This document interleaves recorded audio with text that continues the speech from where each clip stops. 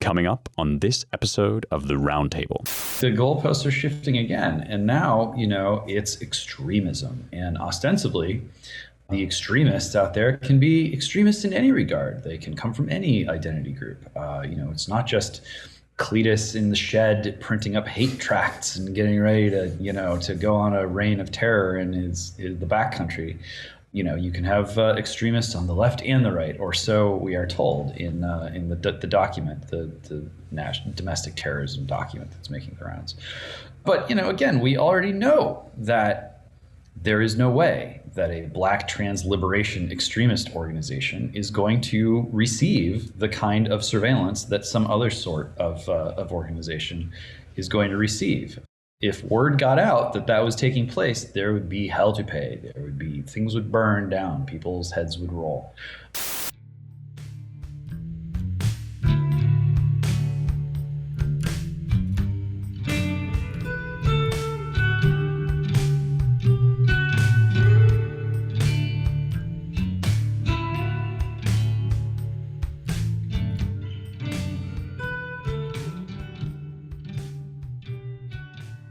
Welcome, everyone, to the Roundtable, the publishers and editors podcast here at the American Mind at the Claremont Institute. I'm your host, Ryan Williams, president of the Claremont Institute, publisher of the Claremont Review of Books and the American Mind. I'm joined by Matthew Peterson, vice president of education, founding editor of the American Mind, James Polis, executive editor of the American Mind, Seth Barron, managing editor of the American Mind, and Spencer Clavin, features editor of the American Mind and associate editor of the Claremont Review of Books. Welcome, gents. We thought we'd start today with a discussion of this latest development out of the Capitol Hill Police organizational chart reported by the New York Times here. Capitol Police plan to open field offices outside Washington to track threats to lawmakers. Let me just read the opening 3 paragraphs. They're quite short. 6 months after a mob of supporters of President Donald J. Trump stormed the Capitol, the United States Capitol Police is planning to expand operations outside Washington in an effort to better protect lawmakers, beginning with the opening of field offices in California and Florida. Tim Barber, a spokesman, said the plan was to open several additional regional offices as the department charged with protecting Congress transforms itself in the aftermath of the attack, which exposed serious deficiencies in the Capitol Police's gathering and dissemination of intelligence, preparedness, and training. Much like the Secret Service, which has field offices in multiple states and countries, the Capitol Police need to be able to monitor and quickly investigate threats against lawmakers wherever they occur, Mr. Barber said. So we all, that is, those of us speaking on this podcast, in our various ways expressed some alarm at this development on Twitter and elsewhere. Some, correct a tweeter, maybe a former Capitol Police officer himself, had a little thread on it saying, "This is all above board, nothing out of the average or nothing abnormal here. They've been talking about doing this for 20 years. January 6th was just kind of the final impetus. It's perfectly normal. They're just going to investigate out around the country." Consider us a bit skeptical of that claim. I think the real rub comes in this last paragraph that I read, which is able to monitor and quickly investigate threats against lawmakers. I think that's where the rub will be, and I think that's what causes us some alarm. Threats against lawmakers these days, especially in our insane politically correct atmosphere, one that's inflected by a kind of newly racialized politics and sense of social justice. You've seen some of this play out in Congress already, right? Where the default defense from the squad, as take one example, is that even to criticize them is somehow to marginalize Congress people of color. So I think it's not that big a hop to threats against lawmakers taking the character of criticism, and this seems to me to be rife with the possibility of abuse, and I don't see why any rational citizen would think in this day and age in America that this wouldn't be abused and wouldn't be yet another tool of basically Congress, because if we look at the organizational chart for the Capitol Police, they're run by a Capitol Police Board, which includes the U.S. Senate Sergeant at Arms, the U.S. House of Representatives Sergeant of Arms, the architect of the Capitol, this is odd, and the acting chief of the Capitol Police, who serves as an ex officio member. That's a normal practice for the executive to serve on the board that oversees the executive. But really, as we saw from some of the reporting about why Capitol Police was not prepared for January 6th, what really matter are the appropriations committees, or the committees that oversee this. So the House Committee on Appropriations, and especially its subcommittee on legislative branch, and then the Senate Committee on Appropriations and its subcommittee on legislative branch. So ultimately, the oversight, especially in terms of funding, is going to be conducted by congressional committees. So that means whatever party is in power in whatever branch will have a little more to say and a little more influence on the conduct of the Capitol Police. And now that they're being dispersed across the country, I don't think the Secret Service analogy holds up very well. This seems to look, to some of us, like the beginnings of a federal security service for the Congress, and that seems dangerous. Well, yeah, this cuts both ways. I mean, we know already that if some agitated person out there in the country leveled some intense verbal attacks against a sitting member of Congress and wrapped those attacks in the symbology of Black Lives Matter, or the former gay pride flag, which is now the woke flag, given the stripes that have been added to said flag, the attacks could not be interpreted as domestic terrorism. They could not be interpreted as attacks on the safety and security of the congressperson in question. There's just no way that would happen. Everyone knows this to be true. So right out of the box, this is already sort of tainted in this way. Logistically, my question is, like, how many different departments or agencies at the federal level are we now going to have sort of fanned out across the country? What are the lines of command? Who influences who? What's up with the budgets? We're just building so much redundancy into the system at this point. We've got the Pentagon, we've got the FBI, we've got the CIA, we've got the intelligence community, we've got Capitol Police, and ATF, and DEA, and DHS. I mean, the list goes on with no end in sight. And that all by itself, suggests to me that they've managed to create such an ecosystem of security agencies and build so much redundancy into the system that there's really the logical basis internal to that system for saying, what, we've finally done it. We've got enough coverage. There are enough cooks in the kitchen now for real this time. We don't need any more. What would ever lead us to reach that point? Probably the only thing that would happen to reduce the number is to start consolidating some of these into an overarching, probably cabinet level, super agency, which is something I wouldn't be surprised to see floated. So I'm going somewhere with this, I promise. Have any of you guys seen Loki? My wife watches it. I think. Not since the movies. Okay. So Loki is the latest Marvel thing. It's on Netflix, I guess. And it's about a minor character, or a secondary character, let's say, from the Thor movies. This is a buddy cop movie TV show between two white guys, Tom Hiddleston and Owen Wilson. The whole thing floats basically on their charm alone. Plainly, somewhere along the road, as they were creating this thing, they realized that it's just not okay to have two white men lead a project anymore. And so they then staffed the entire rest of the show with like sort of butch black lesbians. That's everybody else basically is a butch black lesbian. And the show is about like an authoritarian police force that watches over everything that happens everywhere in the universe and eliminates people who deviate from the way that the timeline was supposed to proceed. The result of which is that this is essentially an artistic fantasy about a woke military that controls every aspect of reality. And I'm raising this kind of wryly, but not really, except only to say that, the propaganda that comes out of the American military, as we've discussed previously on the show, already looks an awful lot like the woke police force that takes over the world in Loki, right? This is at the very least, this is their aspirational goal. This is what they believe it would be great if this existed. And the melding of that fantasy with reality becomes more and more Orwellian and dystopian every day. The Biden administration, as we have detailed at length on the site in our feature on domestic terrorism, the Biden administration has baldly stated that it intends to police not only violent domestic terrorism, of which they seem to think conservatives are the prime example, but also, in Biden's words, the hatred which generate violent domestic terrorism.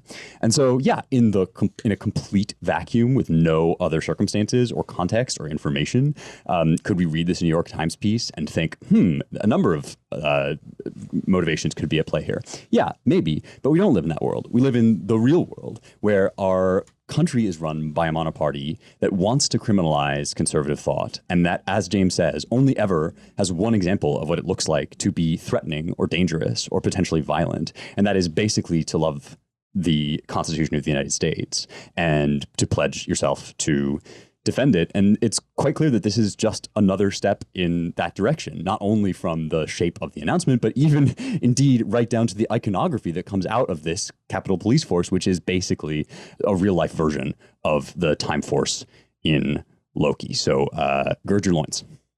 You know, this also has a point. A good friend of mine works under the Sergeant at Arms of the Capitol of the Senate. He works, well, I don't want to like totally destroy his career or anything, but whatever. He works in like kind of like technology. And now for years he's told me about like just nutty stuff that goes on there, totally, just waste and nothing that happens and unproductive employees. And according to him, he's only seen 2 people be fired in like the 20 years he's worked there. One left child pornography in a Xerox machine. And another one was using a public-facing server, like to trade, like movies. Like basically through the Senate website, was like uploading and downloading all kinds of Hollywood movies. So when January 6th happened, I was like, well, this sounds like a typical Sergeant at Arms crack up. I mean, it didn't seem like you see these images of them letting people in, walking around, asking if everyone's comfortable. It struck me as like utterly typical of this dysfunctional kind of like Keystone Cops outfit. I mean, it is true. I went down there maybe 8 or 10 years ago. I mean, it was very easy to get into the Capitol just as a visitor. I mean, they make it very easy. When I was a kid, I used to go and just wander around there all the time. But, I guess no more. Anyway, so that's why it was so hard for me to take seriously this idea that it was anything but just like a local screw up.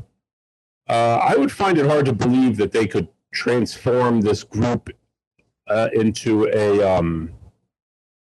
like a national gendarmerie or something like that. I don't see them as like a budding Gestapo yet, but you never know. It's a good point, Seth. That's our white pill for the day. They're so incompetent, like a lot of bureaucracies or quasi-bureaucracies, that that we should have no real imminent fear of them. I think that's right. But I guess we all side with James at the very least to say, yeah, the solution to this problem, whatever the problem may be, and the problem is right and left disagree over the problem, is certainly not yet another group of field offices for yet another quasi-federal law enforcement agency. Yeah, I mean, I don't know. I mean, it's I think it's the fact that this happens in conjunction with so many other things. I really encourage people to read the feature that Spencer's talking about at American Mind. It's not just words, it's deeds really from other agencies, I guess. And I'm not sure whether they'll laugh or cry. I mean, if I put a little more black pills on the table, I mean, often the bureaucracies, right, in large tyrannical regimes are clown-like. They're full of incompetent people shuffling papers, et cetera, but they still kill you, and they still kind of choke the life out of culture and society. So, you know, I don't know. I mean, incompetence is one thing, but it's large scale. And as James is saying, like, you know, many different agencies, you're creating this large vine system throughout the country that's all tied to the feds. And frankly, we're getting used to it every day. I mean, I think we're getting used to that system, getting used to the fact that you can't really, it's the Sovietization of America. I mean, you can't really build things, and increasingly they appear everywhere, and they can crush the life out of you with clown world bureaucracy, right? Just as much as knocking through the door with a gun. Totally. And I don't want to like minimize the threat. And I think this is what all of the defund the police stuff is about too. It's that local police forces are not yet institutionally captured or ideologically captured by wokeness, not completely. And so disrupting that authority and somehow federalizing the police, like local police, like they do in Britain, say, where the Met Police is like one force. I think that's ultimately the goal here, right? So I totally agree with you about the Sovietization.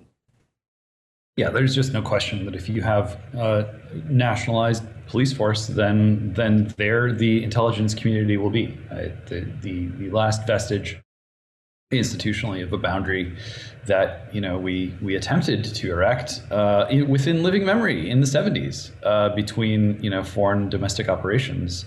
There will be no logical basis for that boundary to exist in a world of nationalized police forces. Plus, so this is also like the it seems like a battle maybe within the digital world, right, as well. I mean, someone had something about how in the future you'll own a piece of your local community. Like, what if you had local communities where people have ownership, right? So using digital technology to create kind of mass digital ownership of little slices of things locally.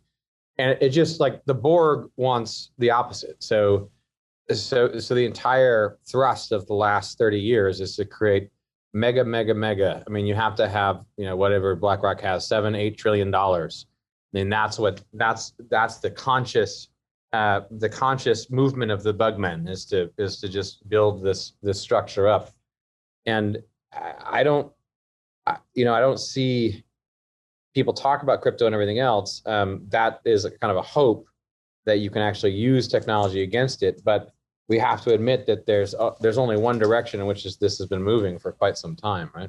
Yeah, and I mean, the ultimate thing about all these digital developments is that when you're exerting power, it sure does help to have boots on the ground, right? You can do a fair bit when you're sort of imagining new ways of living online. But as we learned with Parler, right, servers are ultimately computers that exist somewhere, and you can either have space on them or not. And there are people who control that. I mean, we're seeing now with the COVID vaccine stuff, right, that they're getting more and more bullish and assertive about forcing everybody to get this thing. They're trotting out various ideas and narratives about the Delta variant and the Lambda variant, but ultimately, what's the bottom line? It's boots on the ground, right? Jen Psaki came out and said, we're going to go to your door. We're going to come to your house and check in to see whether you've put this experimental drug in your arm. And like, I do sort of feel as if the sort of Nietzschean obsession with owned space that we've been exploring a lot throughout the life cycle of TAM is going to turn out to be relevant here, right? Like once you get down to all the ideological debates, it's also there's going to be an element of this that's like, we have the police, we win, you lose. It's also another. It has some certain similarities with 9/11. It's not that the Capitol Police or the FBI or various, those are the two main ones, weren't in possession of enough information about what was going to happen. It's that they didn't communicate properly. The Capitol Police weren't really beefed up because their oversight committees thought, and maybe their leadership thought, it might not look good to have tons of them around the Capitol on January 6th. It would alarm people. And so it's just the deficiency here doesn't seem to be that they don't have field offices. in two of the largest states of the union. It's just that they're bad at coordinating information and assessing threats. It's a solution that doesn't really fit the scope of the problem, which is typical for government. So on top of everything else, it seems redundant, misguided, and stupid. I should say they're also bad at refraining from using deadly force on unarmed people in the Capitol. That too. Whoever, assuming that was someone from the Capitol Hill Police, because we don't know who it was, right? Yeah. But I mean, imagine those clowns across the country. Yeah, shooting a 125-pound woman who's kind of stuck in a broken window door frame, shooting her to death. Yeah. So yeah, I mean, not to beat a dead horse here, but is it not remarkable that, despite the fact that our government is tracking down, random guys who have finished a Lego construction of the Capitol building in their basement or whatever, but we have heard not one word about maybe the wisdom of maybe conducting an investigation into which intelligence agencies from foreign countries were on the ground on January 6th. Not a peep. Not a peep about why it is that the events unfolded as they did. No interest. And, you don't have to go into conspiracy theories. Again, I mean, we had to wait until, what was the book called? The Looming Tower came out, sort of the big book about 9/11. And what you see is you have FBI and CIA, turf wars, people not wanting the other agency to sort of like advance their people. I mean, classic internecine government turf wars, petty conflicts of personality, things that are only going to be magnified the more that this response is blown out of proportion. And meanwhile, like, the real lingering questions are not being answered and are not even going to be posed by the powers that be, because they want to make this all about crazies right here in America. Well, it's a good segue, James, to our next little piece. Speaking of the NSA, or part of our intelligence apparatus, so Tucker Carlson was mocked a week or two ago, maybe it was 2 weeks now, maybe it's just last week, when he suggested that the NSA was spying on him or reading his communications. The NSA, of course, gave one of these statements that didn't quite deny that they were looking at his communications, but said that he was not an active intelligence investigation. It's a great, these intelligence press releases are fantastic if you can read them between the lines. But he went this morning on Fox Business with Maria Bartiromo, and I just want to read, this is a really short piece, so we can just read the summary of it. He claimed Wednesday that the National Security Agency leaked the contents of his emails to journalists as part of an effort to target his show and take it off the air. Appearing on Fox Business Mornings with Maria, the Fox News host and Daily Caller co-founder, this is in the Daily Caller, I should say, or disclose, said that he was contacted by a journalist who read back to him the contents of his emails that he says were leaked by the NSA. Yesterday, I learned, and this is going to come out soon, that the NSA leaked the contents of my email to journalists in an effort to discredit me. I know because I got a call from one of them saying, "Oh, this is what your email is about." It's not in any way a figment of my imagination. It's confirmed. It's true. I think more ominously, they're using the information they gather to put leverage and to threaten opposition journalists, people who criticize the Biden administration. It's happening to me right now, Tucker went on to say. There was one other person who knew I sent that email, and it was my executive producer, Justin Wells. That's it, and I didn't mention it to anybody else, including my wife. There's just no possibility that anyone else could have known. Yesterday, I got a call right before air at like 7:15 from a journalist who I know and like, and he repeated back to me what's in my email, and he got it because the NSA had leaked it. Tucker went on to criticize his opponents who justified potential NSA spying. This happened last week when he first intimated this, by saying that he might have been emailing with a foreign actor. So, our intelligence services can incidentally collect your communications if you're communicating with a foreign actor that they have under surveillance, or that they sort of, scoop up digitally from their algorithms. NSA listens to a remarkable amount of foreign communications traffic. His response is this, pretty good, I think. I'm allowed to email with anyone I want. I'm a journalist and I'm an American. More importantly, it's none of your business who I'm emailing with.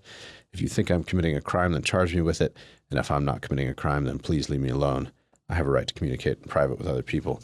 He's right about that mostly. I would just say, if he was in fact talking to a foreign actor that happened to incidentally collect his communications, that should be the end of it for him. The NSA certainly shouldn't be leaking it to a partisan press to try to discredit, most of whom hates Tucker and would like nothing better to see him off the air. I mean, I just say I'm in California. The sun is shining. You can hear the kids playing in the pool outside of the hotel I'm in. And you just get these moments where, I think this one for a lot of us just kind of hit you a little close, where you think, this is really happening in America.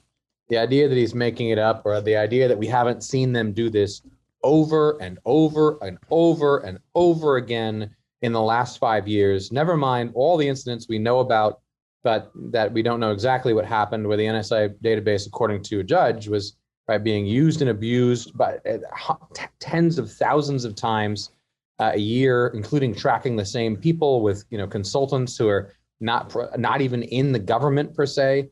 I mean, this is flagrant abuses of American rights. Does anyone care? I mean, at this point, we're now at the level where we're not only using this against our political opponents, right? We're not using it against Trump, where we tap someone with some excuse and then we get all the communication, and then we leak that in order to get the guy one hand removed, which is what we're doing with Tucker. Now you're going after your biggest opponents in the press. When does this stop? I mean, why does it stop? And that's when you really get scary, because you look around and you think, which of these Republicans are really going to do something about it? This is just going to get worse, and it proceeds, inexorably forward. And I don't see it stopping unless we really, really start to make it an issue. And whoever runs for president at this point, and even people who run for Congress, they should be telling people in their districts, I am going to go and clean this out. I'm going to make it my mission to attack and expose the intelligence community and the FBI, all these people. Like, we're going to go in. That's going to be my job. And I'm going to figure out how to expose them and stay on them and attack them. If you're running for president, you have to say, you better be saying that from the beginning, because why would, let's say DeSantis runs and Trump doesn't. Why would we not expect the Biden administration to be spying on DeSantis? Why would we not expect them to be in indirect ways looking for things they can leak about him or his people? Why would we just not think that is now situation normal? Because it sure as hell seems like it is. Well, it's interesting to watch the way that the portrayal of this has been gradually shifting, and you can kind of tell if you have eyes to see, and if you know how these things tend to develop, right? You can watch a timeline, right? Because first it's like Tucker brings this up. This is ridiculous. Even Tucker's own colleagues, they were publishing, CNN was publishing, even Fox News doesn't believe that this is true, as if that proves anything. Now it's well, they're not doing this unless, of course, it's at one remove, right? And then it's going to be, the next thing is, well, actually they were doing it at one remove, and it's good that they did that, right? It's good that they did that, because Tucker was engaged in terrible, he was directly adjacent to evil white supremacist conspiracy theories, and you sort of do feel a certain sense of weariness of the kind that Matt's describing, in part because this is de rigueur, right? I mean, let's even just imagine for a second, this is not what I believe, but let's imagine that Tucker just made this entire thing up. It's not as if he's describing a situation that doesn't exist, right? I mean, remember the Michael Flynn controversy? Remember, I mean, all of this, we have the memory of a goldfish, I suppose, but this stuff is commonplace. I had our friend Nick Short, who runs our socials and other things, onto the Substack podcast, and he was sort of just outlining all of the different ways that statement that the NSA put out leaves caveats for the things that they do routinely all the time. And yeah, I wonder whether there isn't a certain degree of inertia about this. And the way that you can usually tell that they've got that inertia and they're comfortable with doing these sort of extravagant things is that they've generated a situation where they can be outraged that you would even suggest such a thing until it's proven true. I can't believe that's ridiculous. That's absurd. That's the sound of a media narrative that is so set in that we don't even notice our rights being infringed upon. Well, I mean, regarding how this ends, I mean, the last time, and James alluded to this, that they tried to set up like strict walls between domestic and foreign surveillance and all of that was, I guess, like the Church Commission, right, in the 70s. And that came after Watergate, after, Nixon and the Republicans had been, seen to have or were thought to have, like, seriously abused domestic surveillance. Though, of course, it had been going on for decades under Democrats as well, and nobody batted an eye. In fact, they liked it. But, for political reasons, it was seen as, like, worthy of dredging up and worrying about. But now the left is utterly in charge of it. So I don't know how we would ever get to a point. I mean, unless they're shown to be, surveying Black Lives Matter or having infiltrated Antifa and committing outrages. I mean, I don't know. I mean, maybe if they're going around burning down black churches for some reason, then maybe people would get outraged. I mean, 20 years ago when they passed the Patriot Act, there were people, like civil libertarian types on the left, worrying about the scope of it. I don't know. Yeah, it doesn't seem... I mean, it seems like they're really going full bore for total surveillance state. And I don't know how we stop it. Yeah, the precedent has been established so long ago that, in fact, you do not have a right to private communication digitally anyway. If you are a threat to national security, however that happens to be construed. And it's one thing if it's the FISA court or some other secret court that's making these determinations and sort of, giving the intelligence community or law enforcement or, the security state a hall pass to go get some guy. But the goalposts are shifting again. And now, it's extremism. And ostensibly, the extremists out there can be extremists in any regard. They can come from any identity group. It's not just Cletus in the shed printing up hate tracts and getting ready to go on a reign of terror in the backcountry. You can have extremists on the left and the right, or so we are told in the document, the national domestic terrorism document that's making the rounds. But again, we already know that there is no way that a black trans liberation extremist organization is going to receive the kind of surveillance that some other sort of organization is going to receive. If word got out that was taking place, there would be hell to pay. Things would burn down. People's heads would roll. And so, our security community is going to take predictable pains to ensure that doesn't happen. Where does this end? Well, it ends with people who are not black trans liberationist extremists creating fake groups dedicated ostensibly to black trans liberation extremism that in fact are about other things. Other things like having conversations without anyone knowing what you're saying, or like sharing recipes with your friends. That is where that is going, and the absurdity of it, the perversity of it, is so elemental that it's completely out of step with not just with America, but with the payoff of America. Like life in America is not supposed to be heaven on earth. It's not supposed to be a utopian place of perfect justice in every moment, in every encounter, because no place can be that. And in a freer society, there are various inconveniences. There are people who you find repulsive to look at, who you have to see walking around, participating in everyday life. There are people who, harbor beliefs that are inimical to your own beliefs, and you have to somehow find a way to deal with that on some level. There are other challenges. Self-government is an inconvenience. It is a burden in some respects. And if people in America are asked or, commanded to endure the burdens and challenges of a pluralistic, representative, democratic society, and the benefits such as minimal privacy and communications are spirited away on the pretext that it's good for you, people aren't going to be able to swallow that. You guys, as we are talking, Axios dropped a scoop that Tucker was talking to U.S.-based Kremlin intermediaries about setting up an interview with Vladimir Putin shortly before he accused the NSA of spying on him.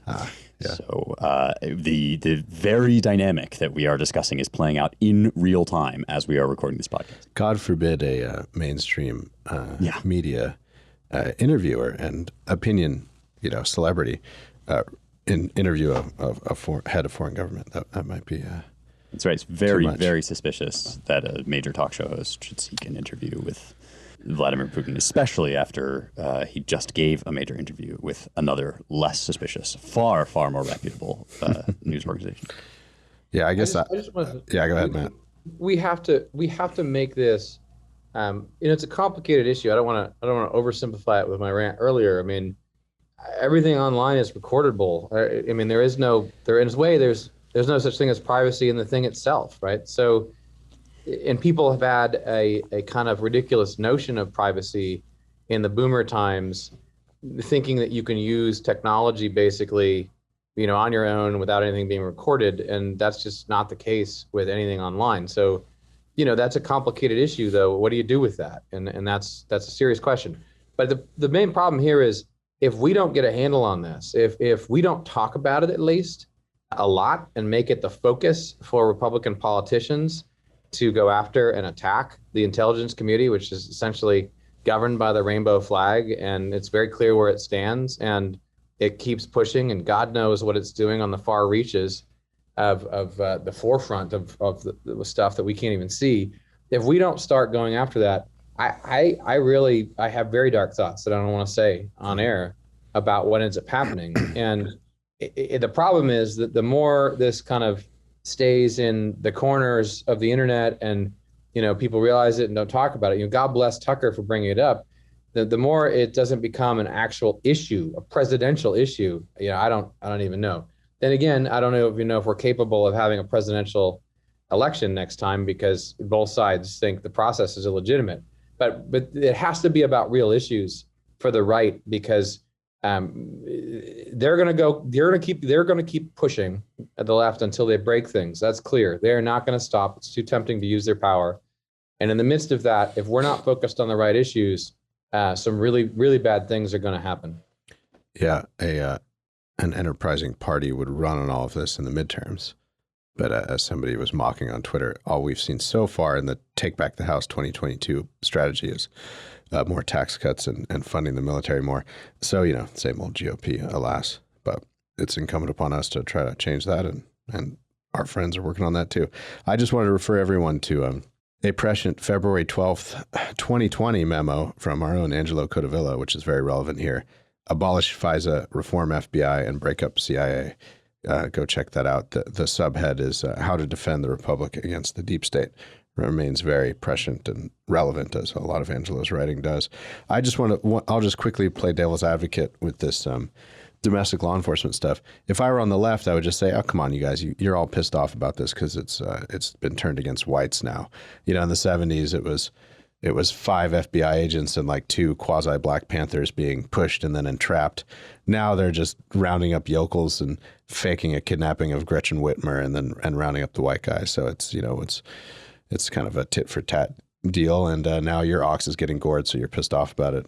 And I guess to respond to myself, I guess we would say that, to the extent that domestic law enforcement is ginning up quasi or kind of half fake threats against federal office holders or the national government or whatever, and using it as a pretext to surveil and then prosecute citizens, we're against it, regardless of whose ox is getting gored. But to the extent that there are real threats, that's what the FBI is there for. I think the premise that we have challenged on this show and in print is the notion that, January 6th was some grand, just barely averted insurrection rather than the mishmash that it was, including the aspects of it that James keeps bringing up, which is, the way James put it weeks and weeks and weeks ago, maybe even months ago, was any competent intelligence agency would have, from foreign governments, would have had people on the ground.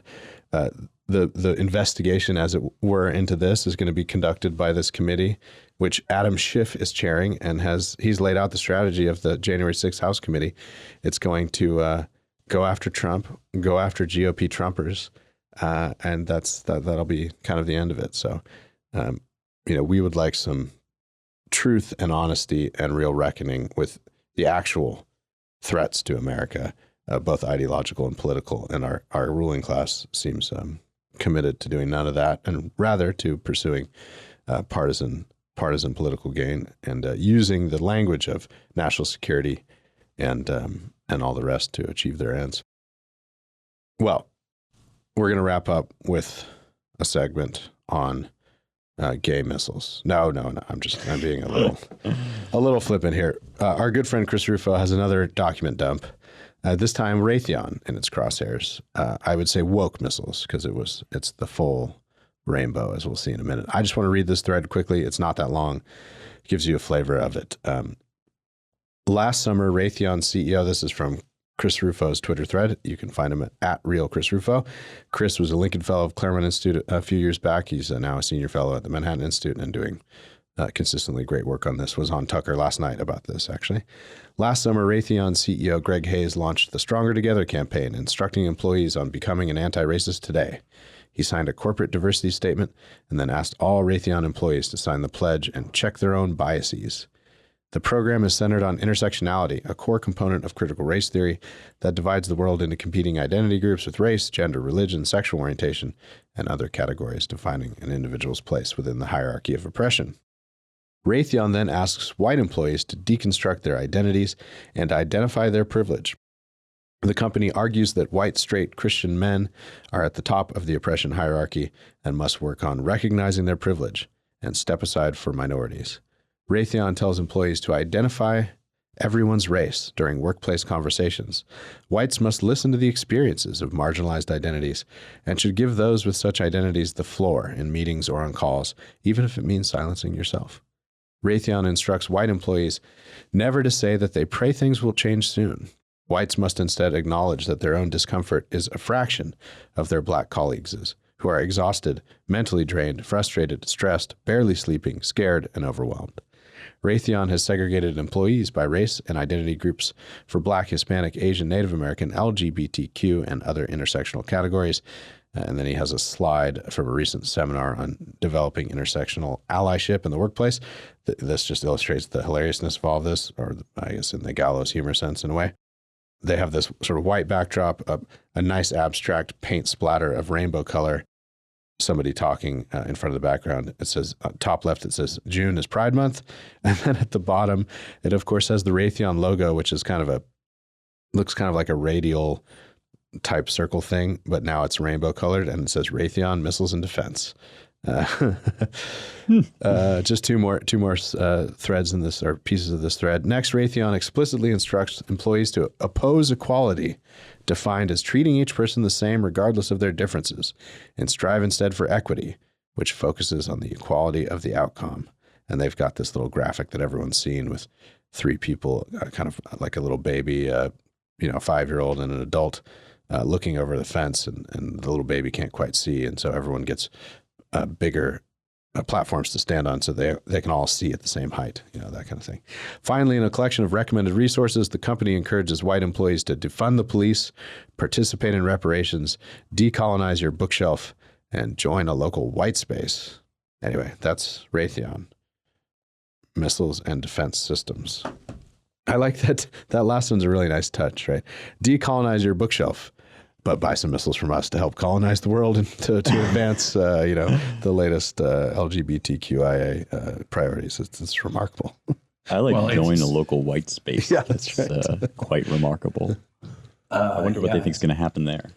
Minimalism on your walls is no longer good enough to atone for all of your sins. Yeah, it's this kind of behavior, this kind of language that there's hardened already into like ritualistic enunciation of these buzzwords, exhaustion. If you are working at Raytheon and you're exhausted, it probably isn't because of your race or your identified gender. This is an institution that has basically a blank check to create technologies capable of doing, fairly nasty things to people anywhere in the world. This whole apparatus is just consistent with an elite that has lost credibility as saviors of the world, despite decades of saying, save the world, save the world. We're the only ones who can save the world. We're the experts at saving the world. You have to trust us. You have to give us all the money. You have to let us live in the lap of luxury because, damn it, we're saving the world. They've lost the credibility. Nobody believes they can even control the world, much less save the world. And so they're executing a pivot, a big strategic pivot, rather than like when Obama did his pivot to Asia. They're doing a pivot to queer. They're just going to say, well, we're going to queer the world. That's what we can do. Every authoritarian regime, sure, we can't actually defeat them in battle. We can't beat them at cyber. We can't even, get through a diplomatic meeting without being humiliated and lectured by them as they sneer at our blue hairs at the table. But what we can do is we can sort of run psyops on them and agitate, sort of spin up queer revolutions in their countries. And that's what we're going to use. That's our foreign policy now. That's what we've got. That's how America flexes its power in the world. That's what soft power is. Queer power is soft power. That's the tool that's left in the toolkit. And yeah, we have all these missiles and stuff. And yeah, we have to keep making them for reasons. And no one can tell us when to stop making ever more powerful technological weapons. But until that day when we fire off these things, really our entire foreign policy, our entire logic of wielding power in the world is just going to be to provoke queer protests in countries where there are not currently queer protests. That seems to be the strategic decision, and it's just being pushed down through every branch of the public-private partnership that is our apparatus that the folks at the very top can succeed in pushing through. Well, again, this is one of these things you just look at like, okay, so what do you do about this military industrial complex, where with the rainbow flag painted on it? I mean, it's overwhelming, right? When you think about the large scale at which we're talking about. I mean, the companies that make the weapons for the most powerful countries on Earth, that are embedded into this larger elite that you're talking about, and you have to think, okay, well, how do you even begin to flip that? And at the very least, I just say the same thing I said before. We need actual leaders out there talking about it out loud, and if we don't get that, I don't know, where this goes. But it's going to be a lot bumpier than if we, don't start addressing these things publicly. And it's very strange how, how many people. I mean, it's not very strange. I mean, they're persecuted in D.C. if they dare to do this. But the right is so far gone, right? I mean, how many people are willing to call it out? So, I guess let's think about our small victories lately. We have seen Congressman Jim Banks, right, and others go after the wokeness. At least point out, at least make Chairman of the Joint Chiefs look like an idiot, on stage in front of the world. And I mean, that's good. And mocking this as well, laughing at it, I think is very good. Kind of shaming as a weapon. But that's still all just speech, right? I mean, that's not actually changing anything. It's still action, but it's speech. And it's still a baby step. And, you look at this Colossus and think, how do we think big about what would actually really flip this dynamic on its head? When James says that the gay flag has now become the woke flag, I think that's really apt and kind of telling about a dynamic that we've tracked, throughout its ongoing development at the American Mind. And that is, these causes now assimilate themselves to each other almost instantaneously. When COVID masks became a thing, it was almost overnight that it became associated with BLM and support for the rainbow flag and everything else to wear a mask on your face. In fact, they might as well have just immediately issued masks in rainbow colors and BLM raised fist decor, because that's just how they do this. when I watch them add, stripe after stripe to the rainbow flag, which, by the way, no actual human gay man would ever have approved of such a graphic design nightmare. It's one of the ways that I know there were no actual gays involved in the creation. And that speaks to the fact that what I really see is the gay flag getting devoured, eaten alive, in the same way that these companies are getting devoured and eaten alive, right? It's whatever happens to be the most convenient and the most expedient identity icon, which in America is probably always going to be blackness, right? That's going to be the thing that they will subsume all other things into. And this weird amalgam of like totemic, iconic usage of historic sin to subjugate people into this sense of just complete unworthiness and submission, so that all they can do is bow and snivel in the face of it. The weird combination of that, or perhaps not that weird, with state power, with corporate power, private and public wealth, weaponry, government control, right? Yes, this is fearsome. This is a rising of a terrible idol over an America which has lost its God. And like, Matt, how do we fight back against that? Well, with every possible tool at our disposal, but I have no guarantee or no sight to any kind of guarantee that will win, right? I mean, this is something that ultimately, in the last analysis, is going to require a spiritual revival. It's going to require people to cast out their idols and erect the altars of the true and living God in their hearts and in their schools and in their churches. And like, you have to pray for that. You can't just force it to happen. But, more prosaically, perhaps, I mean, we could look at, like, what are the actual facts of diversity at Raytheon? I mean, there's no company that stresses diversity, that pushes this harder. Yet, I imagine, and I think the stats prove this out, that in terms of its actual workforce, it does not have, like, okay, sure, in like the human resources line, marketing and communications, all of those lines, I bet they do pretty well in terms of, like, having a diverse women and non-white employees, or non-white, non-Asian employees.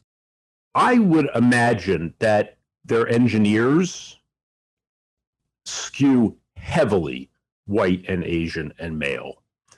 And indeed, if you look them up, they don't score very high on diversity rankings. They're very good with gay stuff. They're the number one company for if you're gay. But other things like women, blacks, they actually score pretty low. I mean, it would be interesting if someone who, knows how to do this better than I do were able to, like, turn their whole rhetoric against them, show up at a shareholder meeting and condemn their Potemkin village of diversity. I don't know. I mean, maybe that's a way to do it. I mean, they certainly put themselves out there as the most woke company of all. So it seems like it should be, easy to call them on it, though I don't really know how. Seth, this is so good. I mean, it's exactly what should happen, and get the left actually upset. I just went to their website while you're talking, and it's 5 seconds. You look at our leadership. So whoever's listed on the leadership page, and if you just scroll down, right, it's laughable. It's at least looks like around 12 white guys, or at least faces that look white who are male, and then you have 4 women. 2 of whom seem to have a little color, and 2 of whom are white, right? Give me a break. Their leadership at Raytheon does not look like America. Does not look like America, and it certainly doesn't look equitable. And so this is where we need to just come in all the time with right-leaning groups that inform left-leaning groups. This isn't equitable, and go after them. And this is probably why they protest so much, right? It looks like you're exactly right. It's pathetic. I just have one thing that I want to say about, how we fight this, or if it can be fought. And, my birthday is coming up this summer, and summer for me is always a time of personal reflection. And what is heavy on my consciousness this summer is like, despite the fact that we all feel still quite vigorous and, consider ourselves to be, rather ironic and rather wry relative to the graybeards, the bloodless graybeards of the likes of the executives of Raytheon. We at this point are the elders. We were born before the first iPhone was released. We are old. And we're all doing things that matter, and I certainly don't want to take away from anything that anyone of any age is doing, because we need all hands on deck. But the reality is really like sinking in that the newest men on the scene are the ones who are really going to make a unique difference. The boys who are now becoming men over the next 5 years, 7 years, guys who know nothing other than to live in a world where we're all kind of cyborgs because we all have these smartphones growing out of our hands at all times. They are going to be experiencing, what to all of us and those older have thought of as the coming age. It's here, and it's going to be natural and native to our newest crop of men, specifically men. And women have, can do all kinds of things, and I'm not taking anything away from women either. But there is something natural to being a man and to becoming a man and to having rites of passage, and to come of age in an age like this is going to create automatically, unless they're crushed, a generation of young men who are going to look around and they're going to say, this is simply not good enough. We are not going to live this way. And the effort that we see right now at the highest level of abstraction, or at the greatest level of ambition, I really think is to abolish that kind of cultivated natural masculinity. They want to make sure that there just aren't generations anymore of boys becoming men and taking leadership over the world that they live in. And so, America is a place where you can't subject all of society to a single standard and a single mission when it comes to finding a path forward as life and history unfolds. You cannot force everyone to march in lockstep toward the single destination in America. And the Civil War happened, and there was a great deal of unanimity, and there was a painting of Lincoln and Washington in every schoolhouse in the land, and that was a pretty legitimate amount of saturation, and still it was not 100%. It was still not every single person in America marching in lockstep toward a single destination. This is an irreducibly regional, local, and irreducibly factional, pluralistic place. That is what is going on with American civilization. And that means that every generation, as Jefferson and others pointed out, has got to deal with the consequences of crisis and challenge in an irreducibly pluralist and faction-fueled society.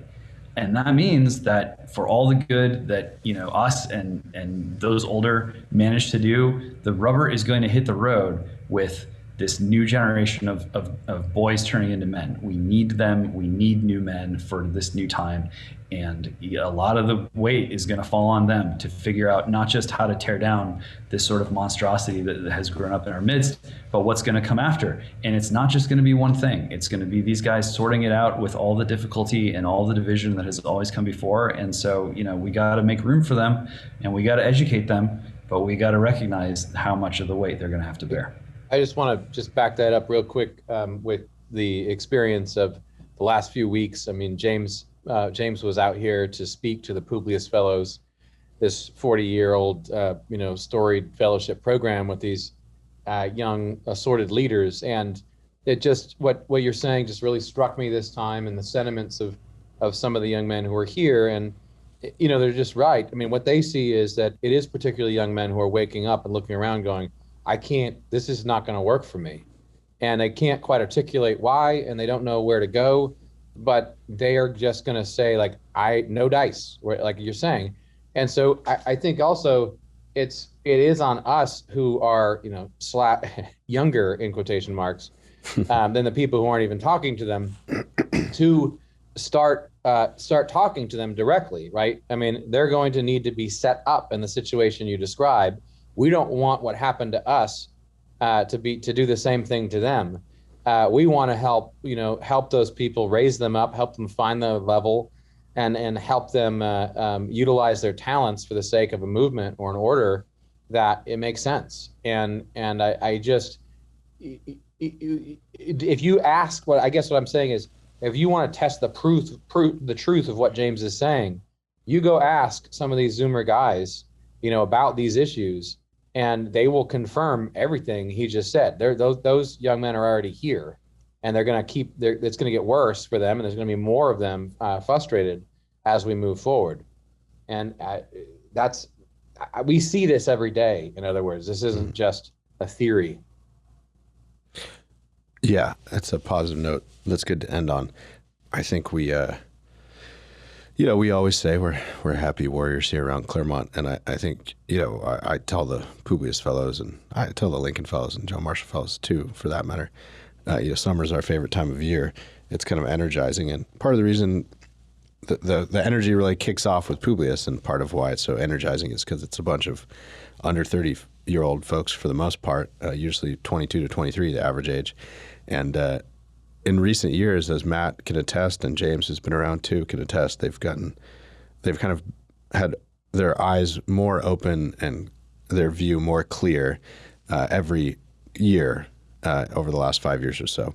This regime, such as it is, and all of its clownishness, is pretty obvious and palpable in many ways, and it's energizing the next generation to try to do something about it, and to try to think creatively in ways maybe that the kind of Reagan era boomers, much good that they did, I just don't see the same thing, because it's just a generational gap. These things happen in societies and regimes. The generations think differently, and they confront different challenges. So us in-betweeners, straddling Gen X and millennials, can do something about it, and can help usher the new folks into the future, as it were. So we definitely have a lot of fun doing it. The American mind's at the center of it. Just to reiterate to people, please go check out the feature on the current Biden administration's national security strategy.